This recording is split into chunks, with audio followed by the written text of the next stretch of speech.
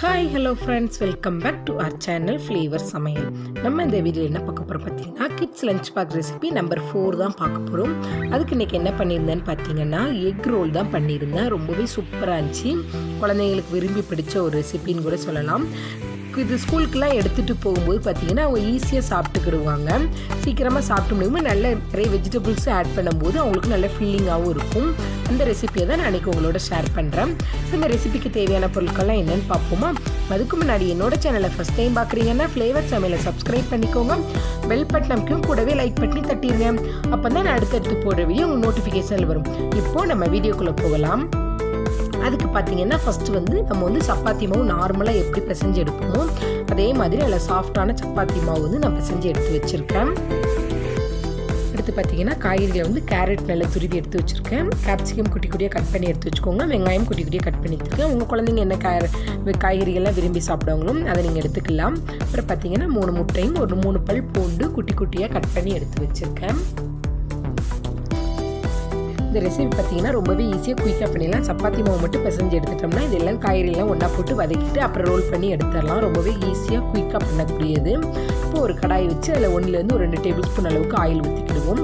Oil heat ஆனதுக்கப்புறம் பார்த்தீங்கன்னா நம்ம கட் பண்ணி வச்சுருக்க பூண்டு நல்ல எண்ணெயிலே இப்போ ரோஸ்ட் பண்ணி எடுத்துக்கலாம். நல்லா பொரிஞ்சு வரவும் கட் பண்ணி வச்சுருக்க வெங்காயத்தை ஆட் பண்ணிக்கிடுவோம்.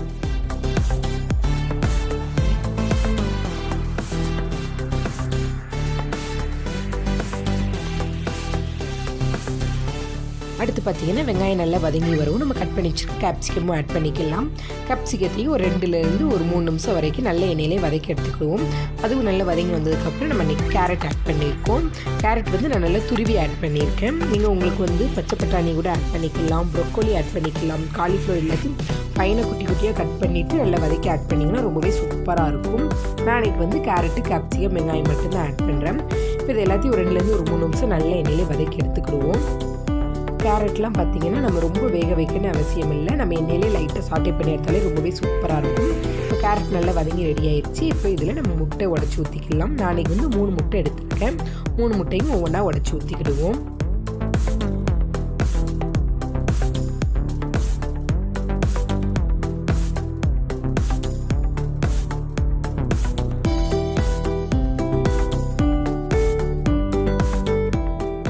முட்டையெல்லாம் உடச்சி ஊற்றியாச்சு. அப்போ அதுக்கு தேவையான அளவு உப்பு ஆட் பண்ணிக்கலாம்.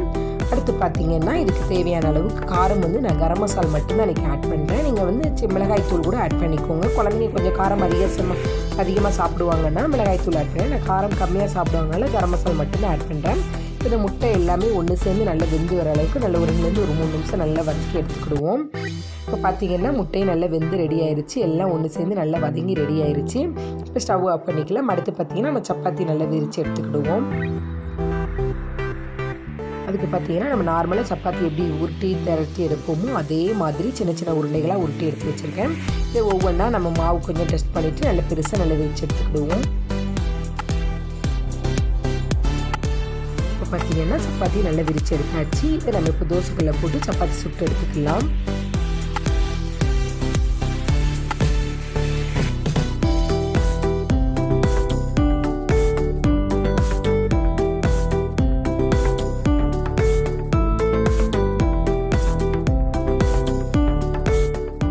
தோசை தவா வச்சுருக்கேன். அது நல்லா ஹீட் ஆனதுக்கப்புறம் ஒவ்வொரு சப்பாத்தியாக போட்டு சுட்டு எடுத்துக்கோங்க.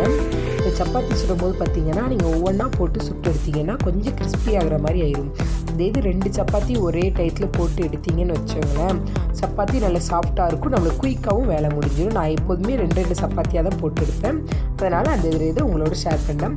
ஒரு சப்பாத்தி போட்டு ஒரு 2 பக்கமும் நல்ல ஒரு செகண்ட் 2 பக்கமும் ஒவ்வொரு செகண்ட் வச்சதுக்கப்புறம் திருப்பி இன்னொரு சப்பாத்தி போட்டிங்கன்னா சப்பாத்தி ஒட்டாது, நம்மளுக்கு ஈவனாக குக் ஆகி வந்துடும்.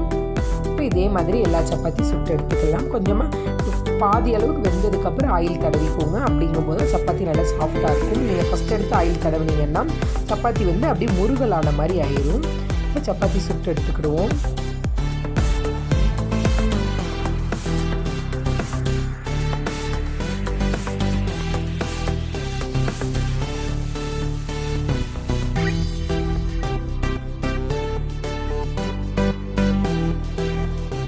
இப்போ பார்த்தீங்கன்னா சப்பாத்தி நல்லா சுட்டு எடுத்தாச்சு. ஒரு சப்பாத்தியை வச்சு அதுக்கு மேலே வந்து நம்மளுக்கு டொமேட்டோ கெச்சப் அல்லது மயோனைஸ் எது தேவையோ அது தடவிக்கலாம்.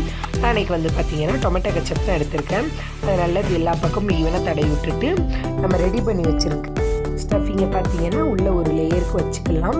ரொம்ப ஃபில் பண்ணிடுறாங்க, ஓரளவுக்கு கொஞ்சமாக ஃபில் பண்ணிங்கன்னா தான் நம்மளுக்கு வந்து சாப்பிடும் போது பிரியாமல் இருக்கும். கொஞ்சமாக வச்சு நல்லா டைட்டாக ரோல் பண்ணி எடுத்துக்கோங்க.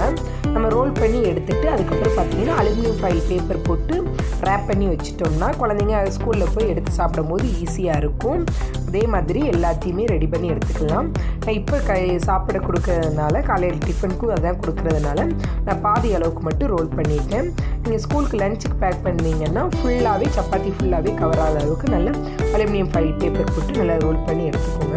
இன்றைக்குள்ள லஞ்ச் வந்து குழந்தைங்களுக்கு இதுதான்.